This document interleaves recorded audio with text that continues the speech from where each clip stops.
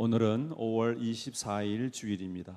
이제 다 함께 일어나셔서 예배로 하나님께 나가겠습니다.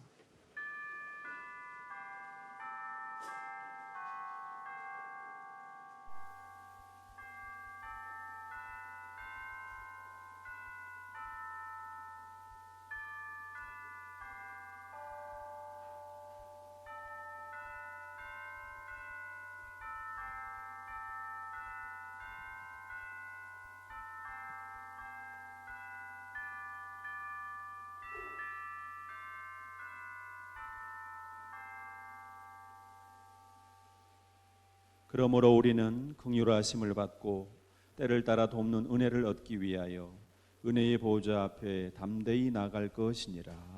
아멘.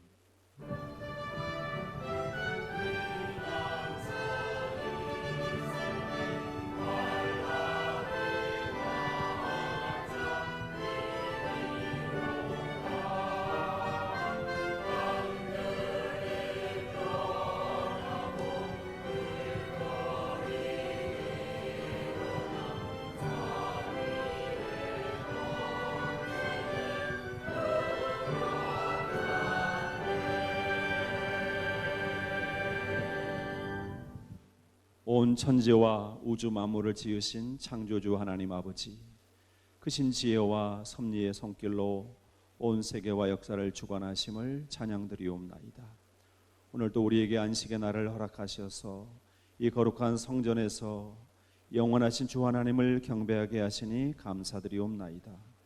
지금도 하늘 보좌 우편에서 우리의 죄와 연약함을 대속하시며 쉬지 않고 간구하시는 우리 주 예수 그리스도의 은총을 길이길이 찬양드리오며 예배하는 이 시간 우리 곁에서 동행하시고 말씀을 들을 때에 감동을 주시는 성령의 역사하심을 간절히 사모합니다. 오늘도 주의 긍휼하심과 자비를 구하며 은혜의 보좌 앞으로 나아가오니 우리의 예배를 받아 주시옵소서. 예수 그리스도의 이름으로 기원하옵나이다. 아멘. 다 같이 찬송가 42장 드리겠습니다.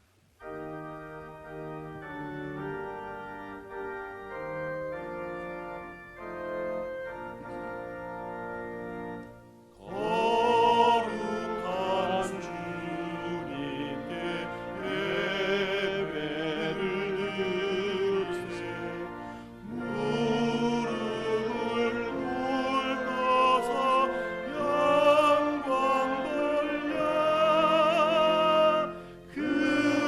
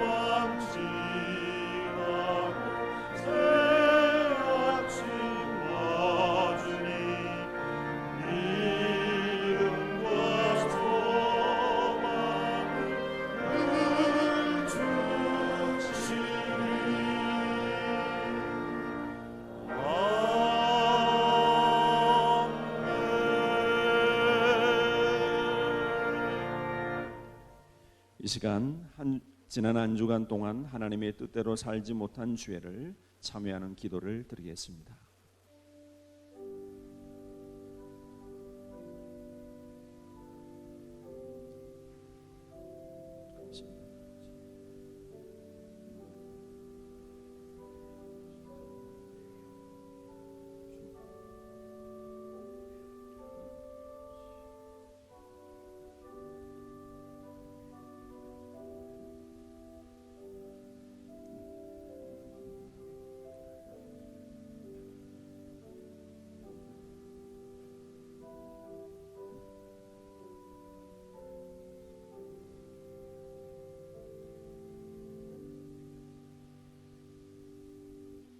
하나님께서 이렇게 말씀하십니다.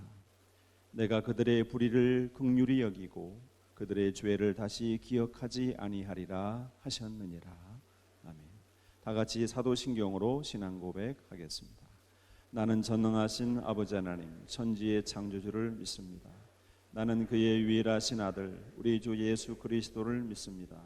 그는 성령으로 잉태되어 동정녀 마리에게서 나시고 본디오 빌라도에게 고난을 받아 십자가에 못 박혀 죽으시고 장사된 지 사흘 만에 죽은 자 가운데서 다시 살아나셨으며 하늘에 오르시어 전능하신 아버지 하나님 우편에 앉아 계시다가 거기로부터 살아있는 자와 죽은 자를 심판하러 오십니다.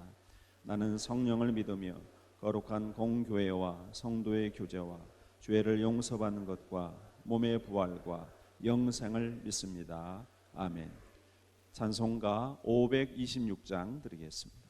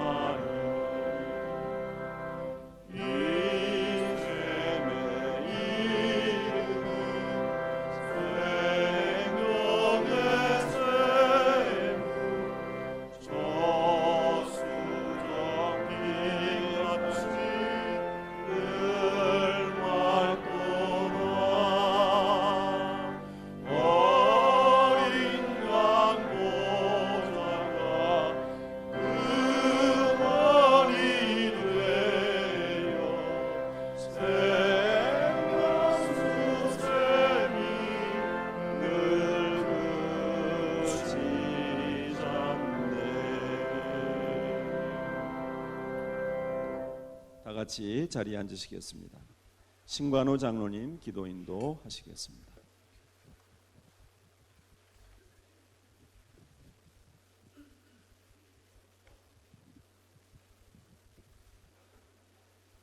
사랑의 하나님 아버지, 한 주간도 우리를 눈동자같이 지켜주시고 반석이 되시며 구원자가 되심을 감사드립니다. 거룩하고 복된 주의 날, 부족한 저희들이 예배의 자리로 나와왔습니다. 이 시간 영광의 하나님을 찬양합니다. 하늘 문을 여시고 우리의 예배를 받아 주옵소서. 성령님 임재하여 주옵소서. 세상으로 상처받은 우리의 심령을 위로하여 주시고 주의 종을 통하여 신령한 주의 말씀인 영적 양식을 공급받을 수 있도록 은혜를 내려 주옵소서. 예배 가운데 주의 사랑이 풍성하게 넘치게 하시고 주님을 찬미하는 저희들이 되게 하여 주옵소서. 한 주간도 세상 가운데 살면서 죄악된 마음과 부족한 입술의 삶을 고백합니다. 성령의 불로 태워주시고 주의 보혈로 정결케 하여 주시옵소서. 내 속에 정직한 영을 새롭게 하사 주의 도를 가르쳐 주시고 변하지 않는 하늘나라의 표대를 바라보며 나아갈 수 있도록 우리를 도우셔서 하나님의 창조하신 목적대로 살아가게 하옵소서. 지금까지 우리와 함께 하신 임마누엘 하나님, 지난 한 주간도 한우카 기도회를 잘 마치게 하시고 저희들에게 영적 회복의 은혜를 주시니 감사합니다. 어둠이 깊어질수록 새벽이 빨리 오듯 사탄마귀의 달콤한 유혹에 넘어가지 않도록 근신하여 깨어있게 하시고 주를 더욱 앙몽할 수 있도록 독수리 날개쳐 올라가는 영적 강건함도 더하여 주옵소서. 하나님 아버지, 이 나라와 이 민족과 한국교회를 긍휼히 여겨 주옵소서. 이 땅에 만연한 거짓의 악한 사탄의 세력들이 예수 그리스도의 능력으로 끊어지고 떠나가게 하옵소서. 아브라함을 불러 믿음의 조상이 되게 하신 하나님, 우상의 나라 대한민국을 택해 세계 선교의 나라가 되게 하신 하나님, 초대교회 시절 예배를 생명보다 귀하게 여기던 한국교회를 다시 거룩한 교회로 세워 주시옵소서. 코로나로 인해 제한되고 위축되었던 예배를 다시 정상으로 회복시켜 주옵소서. 한국의 온 교회가 온 마음 다해 마음껏 주님을 찬양하도록 은혜를 베풀어 주시옵소서. 주님, 원아웃교는 코로나 바이러스로 인해 많은 사람의 건강을 위기에 빠뜨리고 경제가 멈춰지며 우리를 힘들게 하고 있습니다. 또한 이로 인해 불안과 공포와 혐오가 가득합니다. 고통받은 모든 이들에게 긍휼을 베풀어 주시고 주 안에서 속히 일상으로 회복되는 은혜를 허락하여 주옵소서. 이 위기를 통해 오직 주님만을 바라보게 하옵소서. 이 땅에 그리스도의 푸른 계절이 다시 오게 하시사 하나님의 공의와 정의와 평화가 생수같이 흐르는 거룩한 나라가 되게 하여 주옵소서. 성령님, 우리 교회와 성도들을 지켜 주옵소서. 야곱 같은 우리의 모습이지만 주님을 만난 후 이스라엘로 만들어 주신 것처럼 우리도 옛사람을 벗고 새사람으로 거듭나게 하옵소서. 말씀의 불, 기도의 불, 성령의 불을 허락하여 주셔서 세우신 각 가정마다 일터마다 주의 복음이 전해지는 곳마다 죽었던 모든 것이 살아나고 회복되는 은혜를 더하여 주시옵소서. 다음 세대 교육과 세가족 양육과 각 기관의 성김과 봉사와 각 교구의 신방 활동도 모두 정상으로 회복되게 하옵소서. 눈물로 기도하던 주의 종들에게 건강을 더하여 주시고 가정의 평안을 주시고 성김을 통해 예배와 기도를 살리는 영적 엔진이 되게 하여 주옵소서. 한국교회 총연합 대표회장으로 기름 부으신 담임 목사님에게 성령 충만함과 솔로몬의 지혜와 느헤미야의 리더십을 더하여 주옵소서. 산적한 위기가 도전 앞에 있는 한국교회를 말씀 위에 든든히 세워지게 하시고 다시 거룩한 교회로 회복시켜 주셔서 세상의 빛이 되고 소금이 되고 희망이 되는 교회로 거듭나게 하여 주시옵소서. 이 시간 주님께서 귀하게 사용하시는 담임 목사님을 통하여 생명의 말씀을 들려주실 때 전하시는 목사님을 성령의 능력으로 붙들어 주시고 듣는 우리에게는 하나님의 말씀 앞에 겸손히 서서 아멘으로 응답하던 믿음을 허락하여 주옵소서. 준비된 찬양으로 하나님께 영광 돌리는 시온 찬양대의 찬양이 물이 바다를 덮은같이 이 성전에 가득하게 하시고 주의 임재 가운데 드려지는 예배가 되게 하여 주옵소서. 준비된 모든 순서마다 하나님 홀로 영광 받으시옵소서. 우리의 피난처가 되시며 요시가 되시는 예수 그리스도의 이름으로 기도드립니다. 아멘.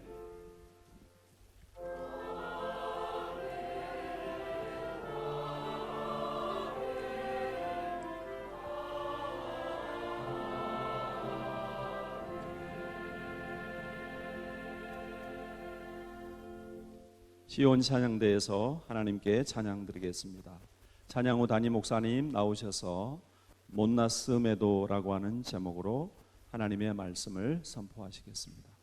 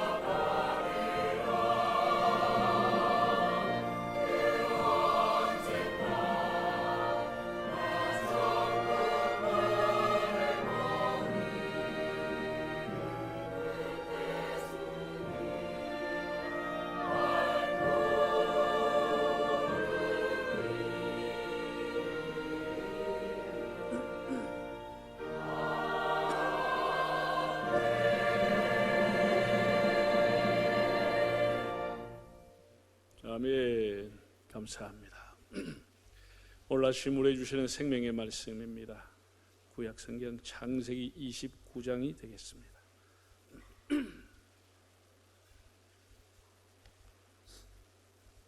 29장 14절에서 20절까지를 함께 읽겠습니다.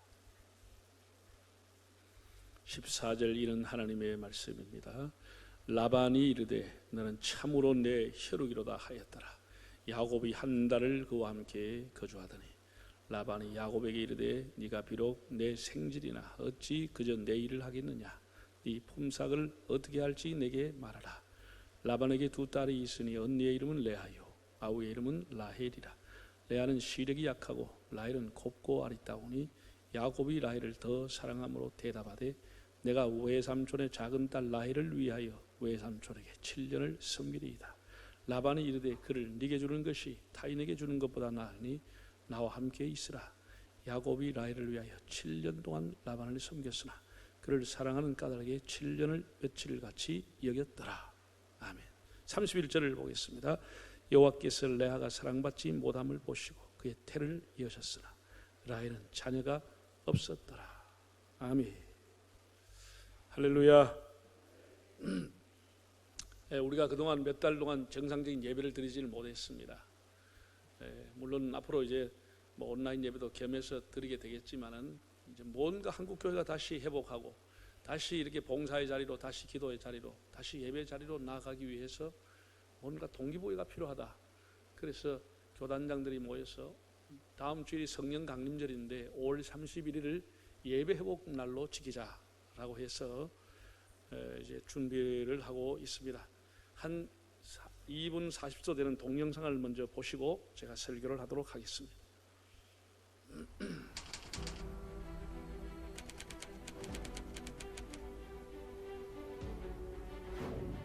한국교회는 예배를 생명과 같이 여기는 민족입니다. 우리 믿음의 선배들은 일제강점기와 한국전쟁 속에서도 예배만큼은 멈추지 않았습니다. 주님을 위해 10번 100번 죽어도 좋지만 주님을 버리고 100년 1000년 산다 한들 무슨 삶이겠습니까? 주님 저 위에 죽으셨거늘 죽음을 무서워 주님을 모른 채 하겠습니까? 다만 일사가고 있을 뿐입니다. 이렇게 목숨 바쳐 예배를 지켜온 한국교회. 그 결과 우리나라는 뜨거운 부흥을 경험하며 하나님의 놀라운 은혜와 복을 경험하게 되었고 세계에 우뚝 서는 한강의 기적을 만들었습니다. 하지만 국가 감염병 위기 경보가 심각 단계까지 올라온 것은 11년 전의 신종플루. 코로나19로 인한 경기 위축이 심화되고 있다. 코로나19 확산세로 종교 시설을 찾는 발길도 크게 줄었습니다. 교회 출입을 통제하고 주일 예배를 인터넷 예배로 대체하는 등 긴급 대응에 나섰습니다. 대한민국은 이러한 위기 상황 가운데서도 모든 국민들이 지혜와 힘을 하나로 모아 위기를 대처하는 모범 국가가 되었습니다. 한국교회는 온라인 예배를 적극 실시하고 정부가 제시한 감염병 예방 수칙을 지키며 믿음의 선배들이 목숨 바쳐 지켜온 예배의 불이 꺼지지 않도록 사명을 감당하였습니다. 많은 시간이 흘렀습니다. 이 긴 터널을 지나는 동안 우리에게 사회적으로, 경제적으로, 신앙적으로 많은 상처와 변화가 찾아왔습니다. 하지만 우리는 다시 이 위기의 시간이 도약과 성장의 발판이 되기를 희망합니다. 한국교회는 국가의 위기 때에 이를 극복하기 위해 늘 앞장서 왔습니다. 그 중심에 바로 여러분이 있었습니다. 그리고 여러분의 중심에는 예배가 살아있었습니다. 5월 31일 한국교회 예배 회복의 날로 선포합니다. 예배의 감격을 회복하고 뜨거운 은혜로 코로나의 위기를 태워버립시다. 우리 모두 예배 회복을 통해 상처 입은 대한민국을 다시 세워갑시다. 그날의 주인공은 바로 당신입니다. 네.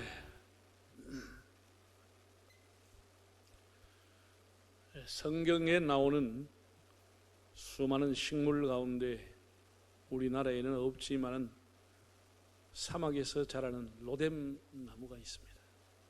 히브리어로 로템이라고 부르는데 사막에서는 큰 나무가 자랄 수가 없죠. 그러나 이 뭐 크진 않지만 이 로뎀 나무가 나름 지친 나그네들이 쉴 수 있는 조그마한 그늘을 줍니다.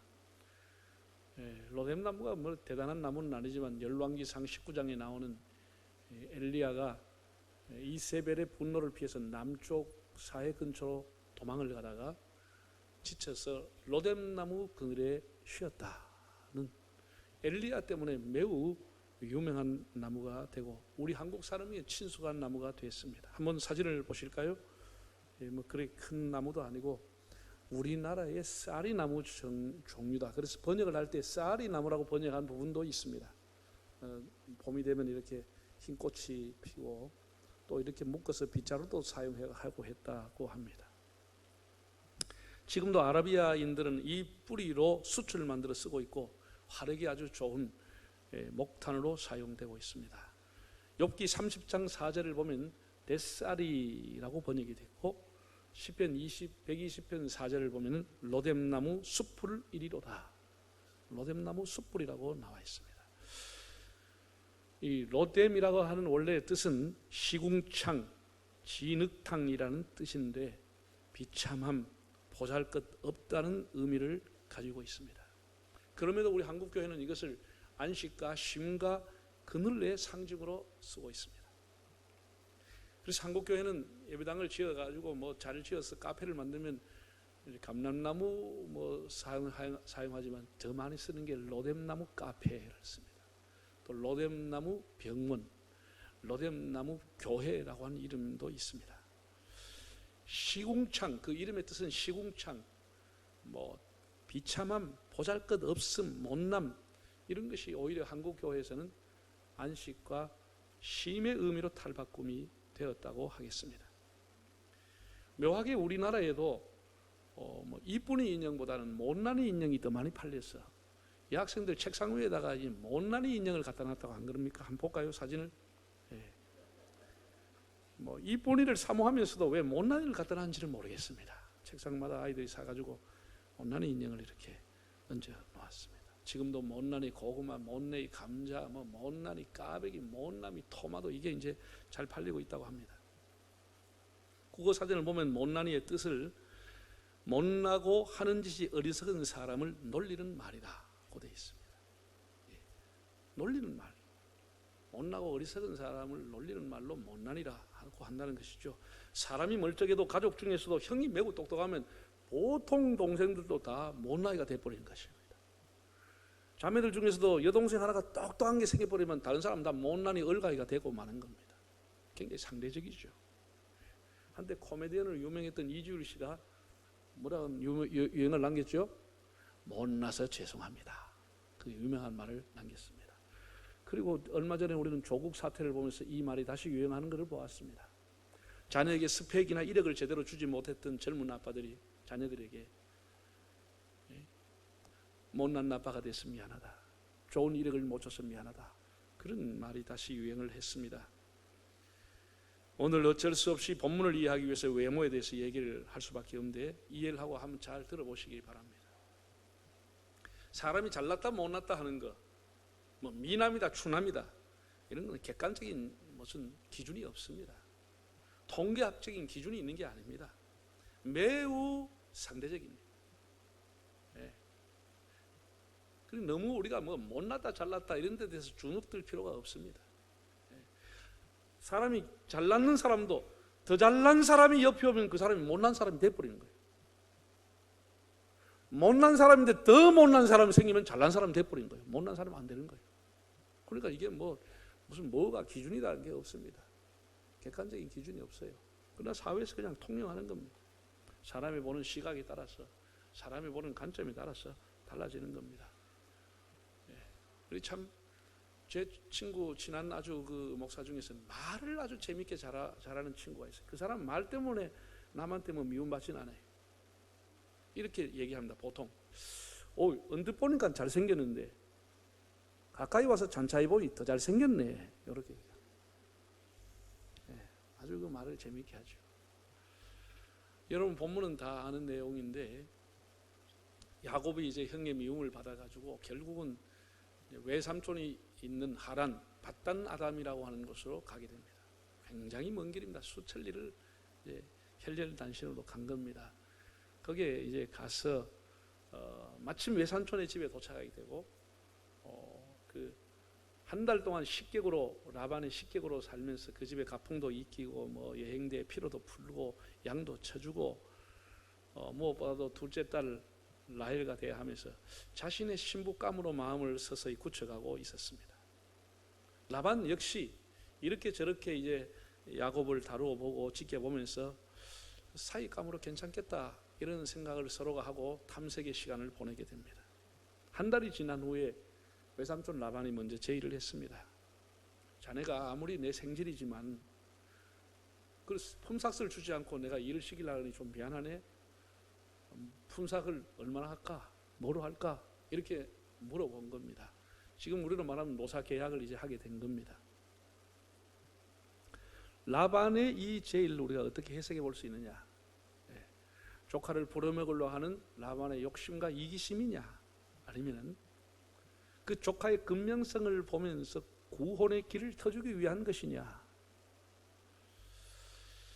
어쨌든 라반이 야곱을 관찰하고 그가 목자로서는 참 좋은 자질을 가지고 있다. 그리고 딸 라헬을 연모하고 있다. 그런 사실을 눈치챘으라고 봅니다. 야곱은 기다렸다는 듯이 이렇게 얘기합니다.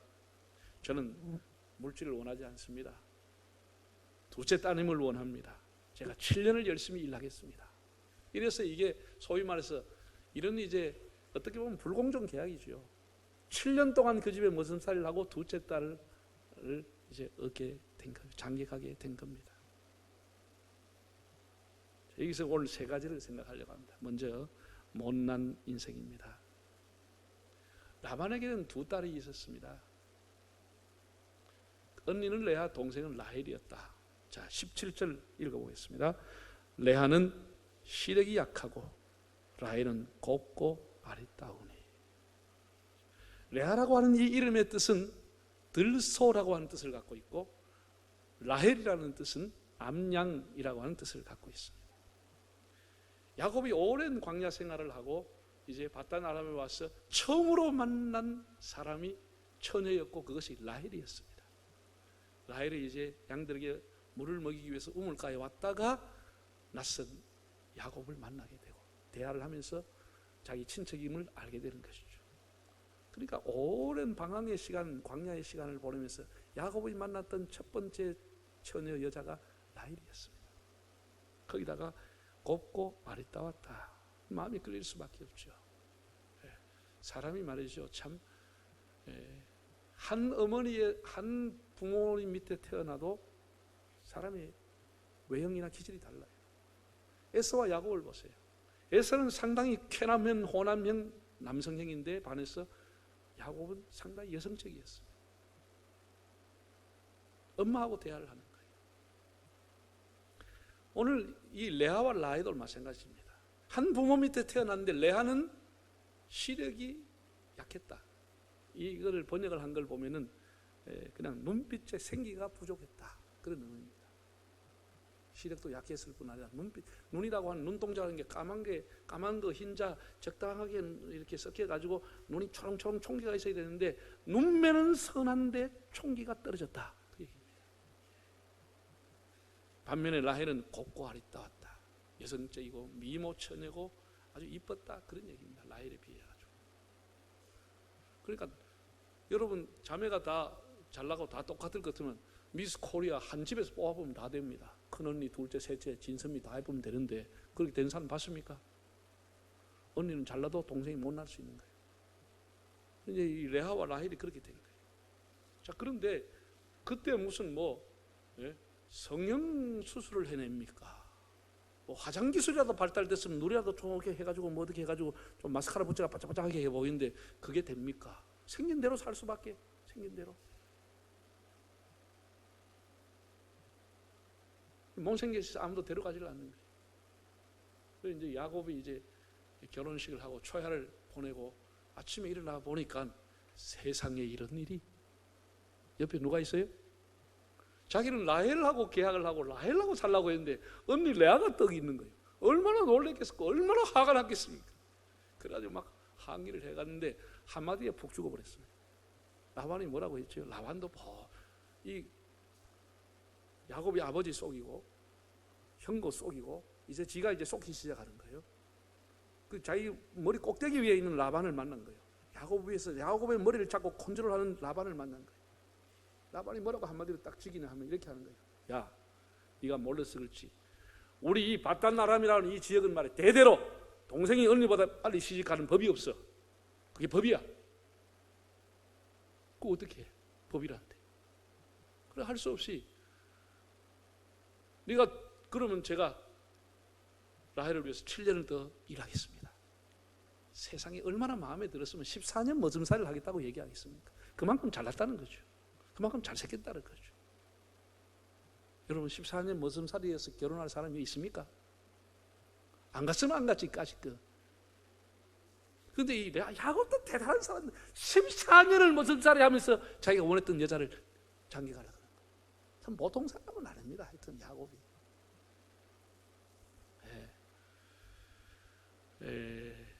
자, 그럼 이제 31절 이제 둘이 결혼했습니다. 31절 어떤 일이 나느냐? 여호와께서 레아가 사랑받지 못함을 보시고 그의 태를 여셨으나 라헬은 자식이 없었다.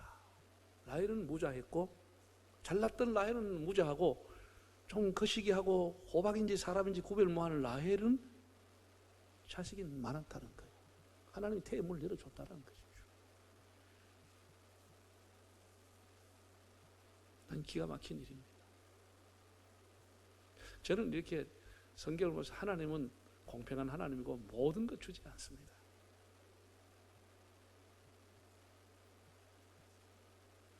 라헬은 야곱의 첫사랑이었고 라헬이 그 외형적인 외모에 반해가지고 크게 쫓아다니며 14년을 섬겼는데 세상에 라헬은 자식을 못 낳는 거예요. 밤마다 그 처소에 들어가도 자식이 없는 거예요. 그 당시에 팔레스타인 문화에 의하면은 이혼하지 않은 결혼한 사람은 아내가 둘이가 되든 서리가 되든 의무적으로 한 달에 한 번씩 처소에 가게 돼 있어요. 그 레아의 방에는 가기 싫지만 의무적으로 한 달에 한 번 가는 거예요. 왜? 보기만 해도 신경질나.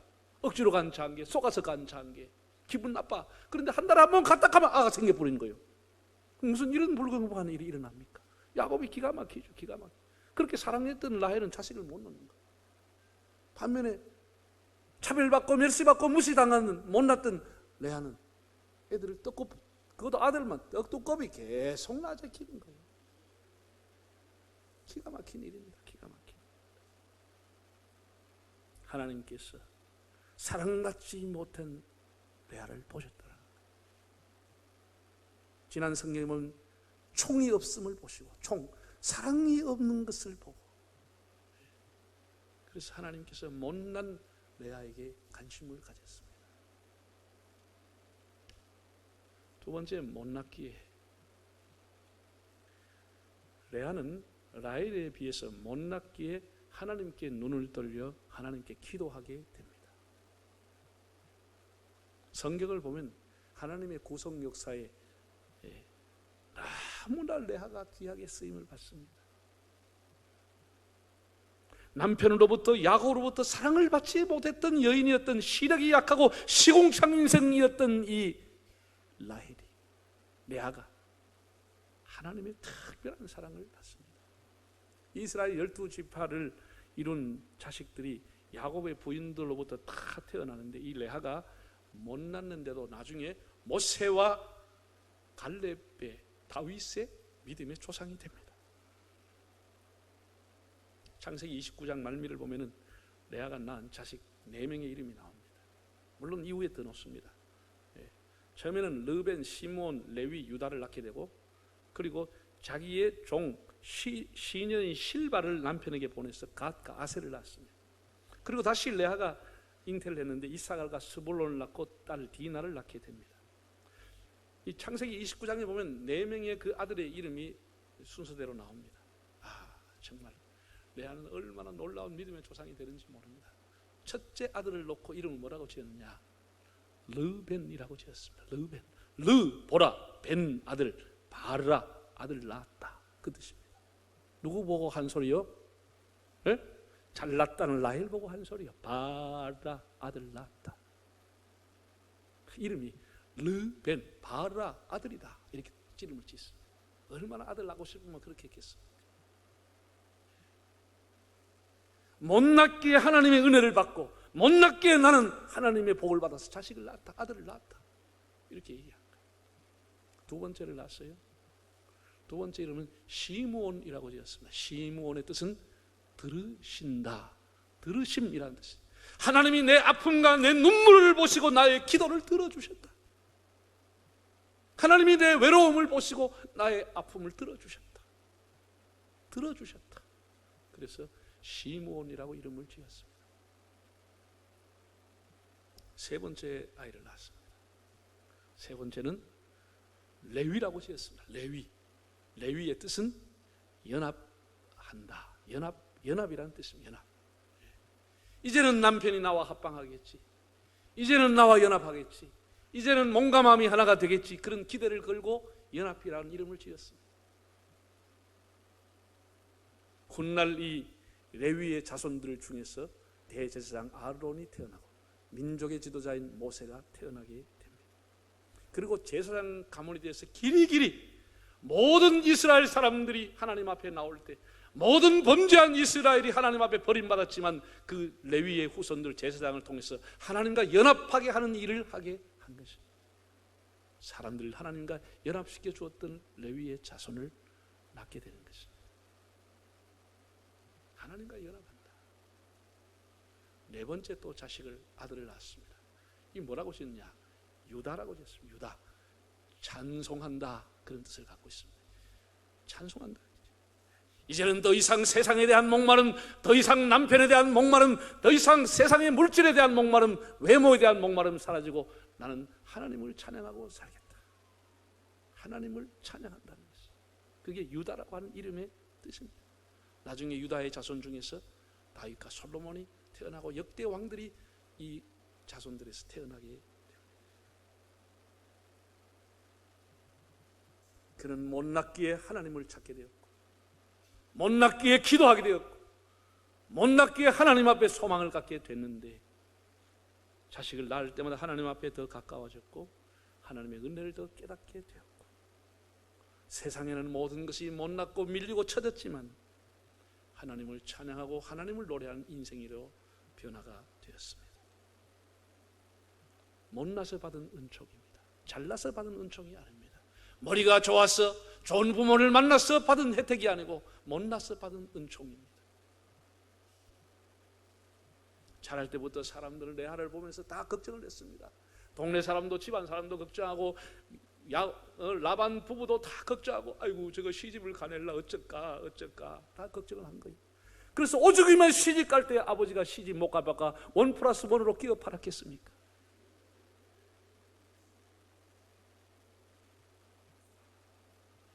이제는 모든 아픔과 열등식이 다 사라지고 모든 좌절과 고민이 사라지고 하나님과 연합하고 하나님을 찬양하는 여인이 되었다고 하는 거예요. 이게 다 못 낳기 때문에 받은 은총이었습니다. 못 낳기에 하나님을 의지했고 못 낳기에 기도했고 못 낳기에 하나님을 더 가까이 했던 것입니다. 마지막 세 번째 못 낳았음에도 레아는 어릴 적부터 안경이 없던 시절이었으니까 시력이 좋지 않아서 참 얼마나 고통했겠습니까? 또 팔레스타인은 여자들이 다 이렇게 양을 쳤습니다. 그런데 양은 잘 치고 얼마나 힘도 세가지고 막 옮기고 막 이렇게 하는데 얼굴 하나 못 낳았다는 이유 때문에 다 차별받고 무시도 당하고 상처받고 자랐습니다. 그래서 그 안에 열등의식 좌절감이 꽉 차 있었습니다. 정말 레아는 로뎀나무 인생, 시궁창 인생, 2루 3루 인생, 진흙탕 인생을 살았습니다. 지금도 사람들을 외모로, 성적으로, 직업으로, 수입으로 평가를 합니다. 그래서 사람들은 거기서 열등감을 가지고 자학을 하거나 원망을 하며 살아가는 겁니다. 인생을 낭비하는 것이죠. 나를 지으신 하나님을 우리가 바라볼 수 있다고 하면은 풀 한 포기도 나무 한 그루도 우연이 되지 않은데 하물며 사람이겠습니까? 하나님께서는 우리 스스로 못났다고 해도 하나님이 원하시는 하나님이 기뻐하는 사람으로 살아가기를 원하시는 것입니다. 하나님을 소망하며 살기를 원하는 거예요. 못났다고 하는 것이 오히려 은혜를 받을 수 있는 통로가 되는 것입니다.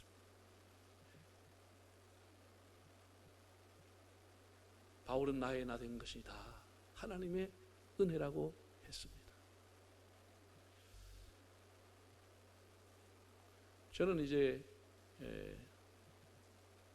고등학교를 졸업하고 우리 교회의 그 목사님이 저에게 꼭 있는 신학교를 가서 목사가 되어야 된다라고 권했습니다.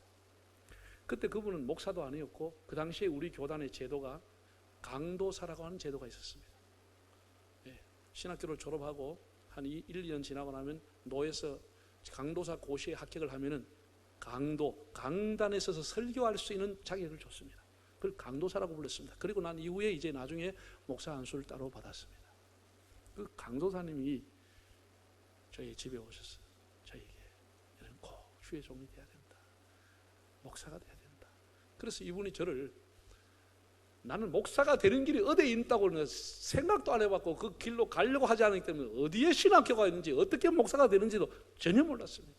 또 시골에서 자랐고 관심이 없었고 이분이 저를 이제 성경학교로 데리고 갔습니다. 거기에 2년을 공부하게 하고 거기서 다시 대구에 있는 영남신학교로 데려가서 4년을 또 졸업을 했어요. 그리고 장로의 신학대학원에 가서 1년을 공부했습니다. 놀라운 사실은 공부는 그렇게 많이 했는데 사회에서 통용되는 학위는 하나도 없었습니다. 다 비인가 학교만 간 거예요. 왜냐하면 이분이 나중에 알고 보니 그 길로 갔더라고. 본인이 그 길로 가서 목사가 됐으니 일로 가면 된다고 생각하고 저를 그걸로 데려간 거예요. 나는 아무것도 모르고 이제 이분이 시키는 대로 이제 학교를 간 거예요. 지금도 한 1년에 몇 번 내가 만나 식사를 대접합니다. 한 번도 내가 원망해 본 적은 없습니다. 목사님 나를 와 글로 데려갔는겨 해본 적은 없습니다. 그런데 목사가 시험을 제가 목사는 됐습니다. 그런데 문제는 이게 보니까 정말 나같이 못난 사람이 평생 목회한다는 게 이게 보통 어려운 게 아닙니다. 무슨 신문에 전도사 하나 어디 부목사 하나 광고 나도 일반 대학을 졸업하고 신학교를 나온 사람 다 이렇게 돼 있는 거. 이게 지금 가는 건 다 상식입니다. 근데 그 당시에는 그런 걸 전혀 모르고 갔으니까 일반 대학을 하고 가야 되는 건데 아니면 신학대학 학부라도 하고 가야 되는데 그걸 전혀 없이 갔으니 이게 너무나 기가 막힌 세월이에요. 그래서 이미 장계는 갔지요. 목회는 하고 있지요. 목사가 됐죠.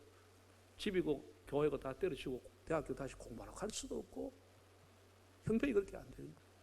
그래서 어떻게 하나 늘 이제 고민하고 기도한 중에 제 친구가 제게 연락을 했습니다.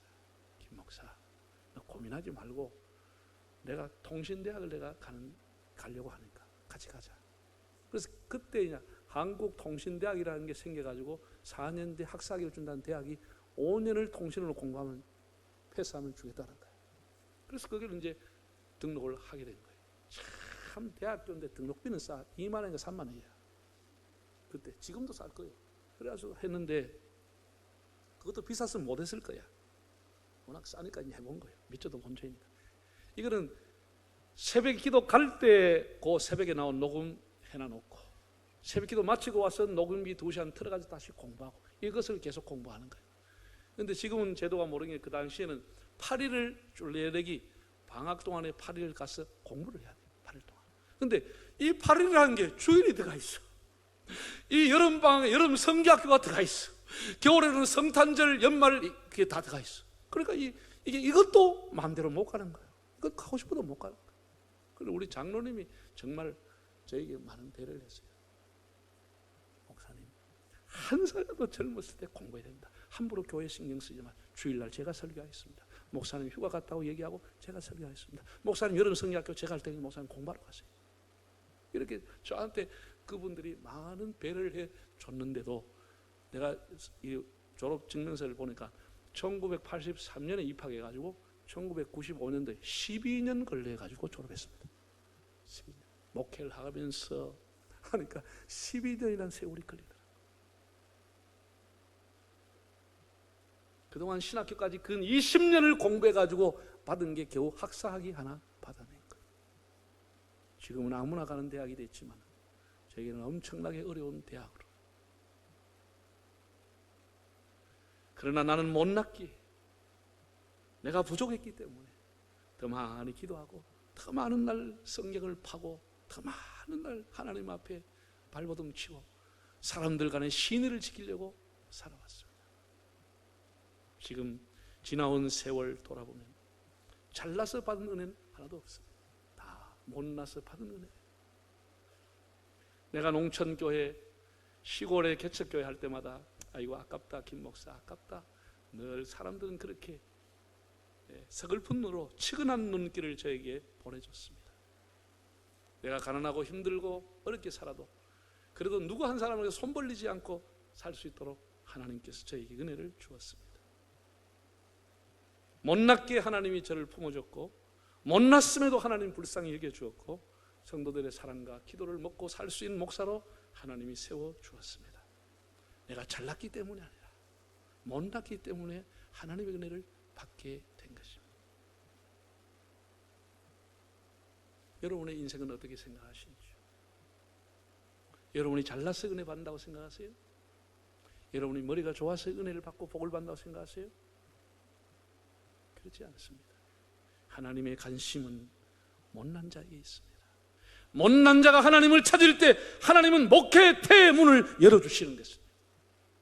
사업의 태의 문을 열어주시는 것입니다. 이게 하나님의 법입니다.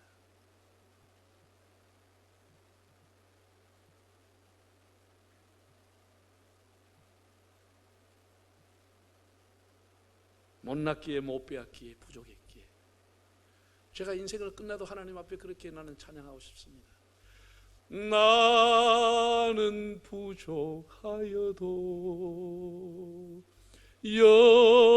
영접하실 터이니 영광 나라 계신 임금 우리 구주 예수라. 우리가 부족해도 부족했기 때문에 못났기 때문에 하나님 의지했고 하나님이 부족하다 하지 아니하시고 문을 열어주실 것을 생각하면서 살아갑니다.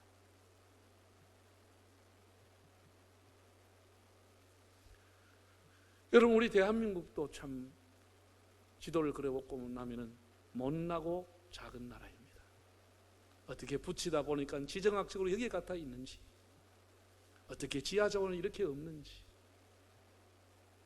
어떻게 국제적인 정치적으로 고립된 이런 장소에 있었는지 그래서 우리는 오랜 역사, 약탈의 역사를 갖고 있습니다. 우선 생각해도 임진왜란 병자호란 다 뺏겼고 나라가 초토화됐습니다. 일제강점기에 나라를 주권까지 뺏겼습니다. 이어서서 6.25 전쟁이 터졌습니다. 다 잿더미가 됐습니다. 다 잃었습니다. 그런데도 하나님께서 이 못난 나라의 은혜를 주셔가지고 세상에 46개 아시아 국가 가운데서 가장 기독교가 왕성한 나라로 하나님이 삼아주시고 온 세계 선교사를 보내는 선교의 대국이 되도록 못난 우리 민족에게 하나님이 큰 복을 주었습니다. 개인 소득이 3만 불이 넘을 정도로 선진국에 들어갈 만큼 하나님이 이 못난 민족에게 큰 은혜를 주셨습니다.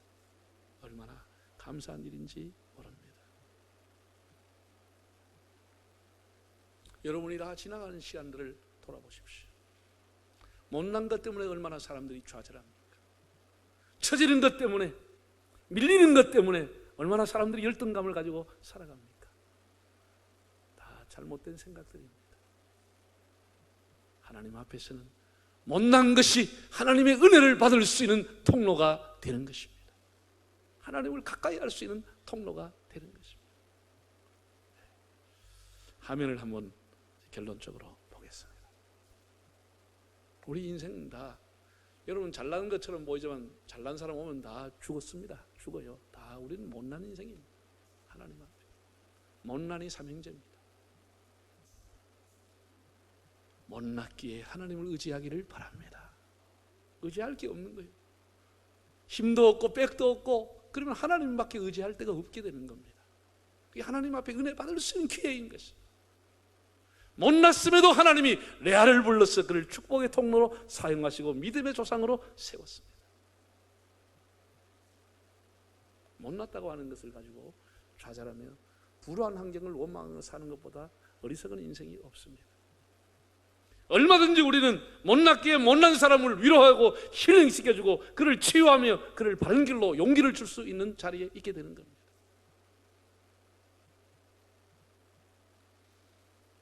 하나님은 못난 레아를 떠는 반석처럼 파내셔서 하나님 귀하게 사용을 했습니다.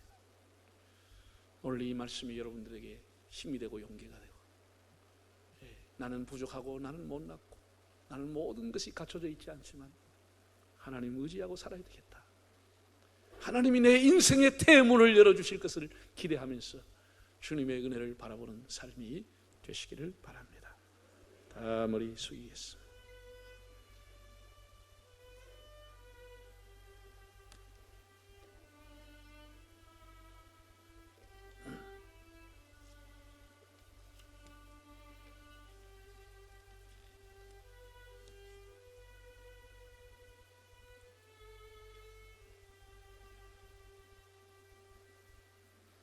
네, 성경 우리 함께 읽겠습니다.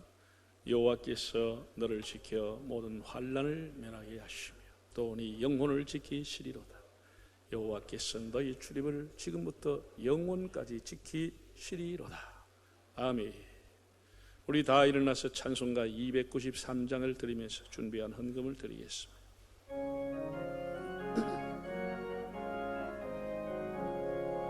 주의 사랑 비칠 때의 기쁨 오네. 근심 걱정 물러가고 기쁨 오네. 기도하게 하시며 희미한 것 물리쳐 주의 사랑 비칠 때의 기쁨 오네.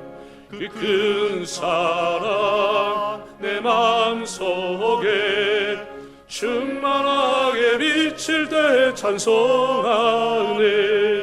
그 큰 사랑 내 마음속에 화평함과 기쁨 주네. 그 큰 사랑 주의 사랑 비칠 때 이 세상은 아름답고 활기차게 다 변하네. 화평 중에 내 영혼 영광스런 새 생명 다시 찾게 되었네. 그 큰 사랑 그 큰 사랑 내 마음속에 충만하게 비칠 때 찬송하네. 그 큰 사랑 내 마음속에 화평함과 기쁨 주네. 그 큰 사랑 주의 사랑 비칠 때 이 세상은 어두운 슬픈 중한 짐이 다 사라져 우리들의 가는 길 밝히 비춰주시며 오늘 갖게 하시네. 그 큰 사랑 그 큰 사랑 내 마음속에 충만하게 비칠 때 찬송하네. 그 큰 사랑 내 마음속에 화평함과 기쁨 주네. 그 큰 사랑 주의 사랑 비칠 때 그 강체가 찬란하게 우리 둘러 비치겠네.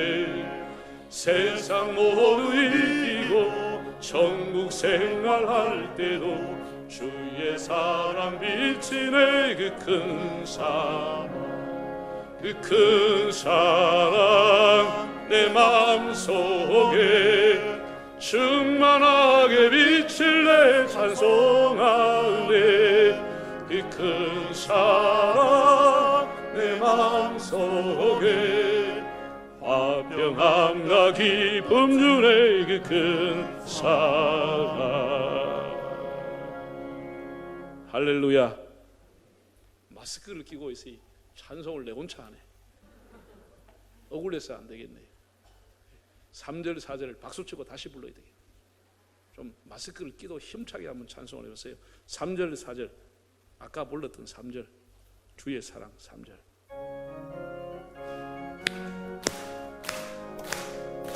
주의 사랑 비칠 때 이 세상 모든 슬픔 등한 짐이 다 사라져 우리들의 가는 길 밝히 비춰주시니 복을 받게 하시네 그 큰 할렐루야 그 큰 사랑 내 마음속에 충만하게 비칠 때 찬송하네 그 큰 사랑 내 마음속에 화평함과 기쁨 주네 그 큰 사랑 주의 사랑 비칠 때 그 당최가 찬란하게 우리 둘러 비치겠네 세상 모두 잊히고 천국 생활할 때도 주의 사랑 비치네 그 큰 사랑 할렐루야 그 큰 사랑 내 마음속에 충만하게 비칠 때 찬송하네 그 큰 사랑 내 마음속에 화평함과 기쁨 주네 그 큰 사랑 봉헌성을 드리겠습니다. 감사해 주님의 사랑 감사해 주님의 은혜 목소리 높여 주님을 영원히 찬양해요 나의 전부이신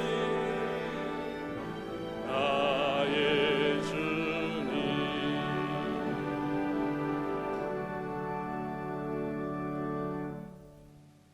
참 좋으신 하나님 아버지 귀한 성일 하나님 앞에 나와 찬양케 하심을 감사드립니다. 레아는 알력도 부족하고 참 못난 인생이었지만 못났다고 하는 것 때문에 하나님을 더 가까이 하고 하나님께 기도하며 하나님 더 의지해서 태문이 열리며 믿음의 조상이 되는 큰 복을 받았습니다.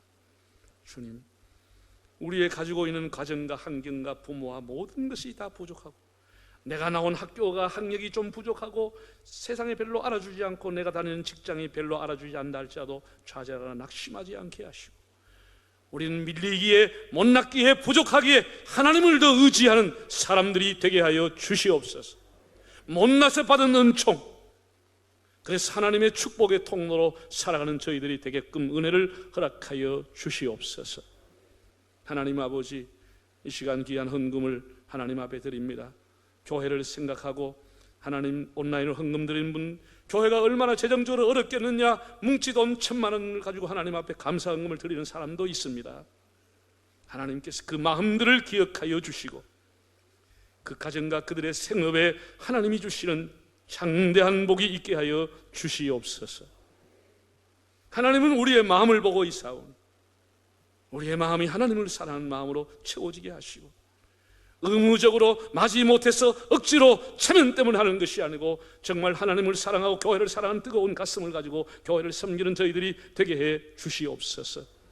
여호사밧이 전쟁의 환난 시기에도 여호와를 의지하며 기도의 줄을 잡았을 때 하나님이 그와 함께 주었습니다.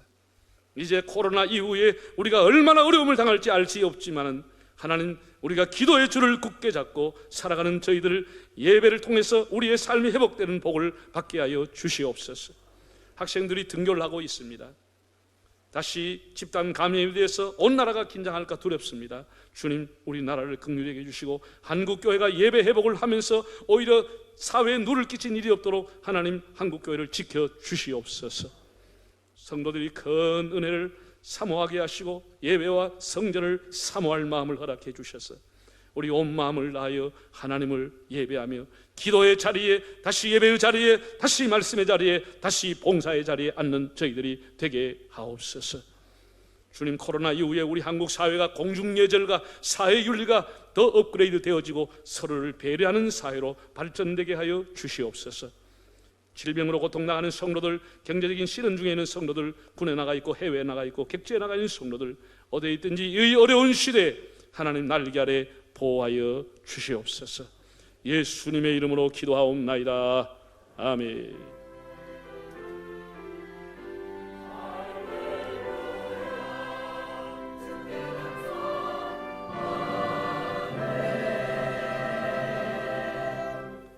젊은 사자는 궁핍하여 줄일지라도 여호와를 찾는 자는 모든 좋은 것에 부족함이 없으리로다.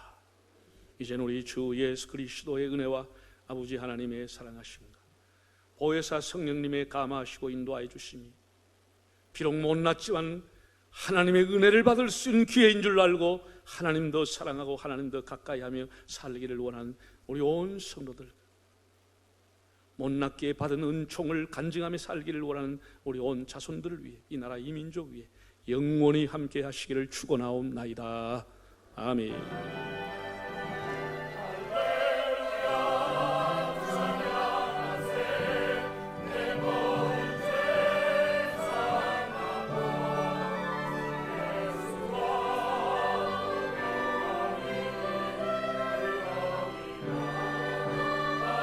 함께 할렐루야 할렐루야 찬양하세 내 모든 죄